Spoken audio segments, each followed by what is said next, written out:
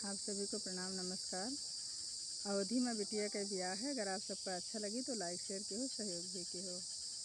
मोरे पीछवरा मोरे बाबा कैसा गरवा पुरैनी हालरी देई रे तावा दुलराम दोतिया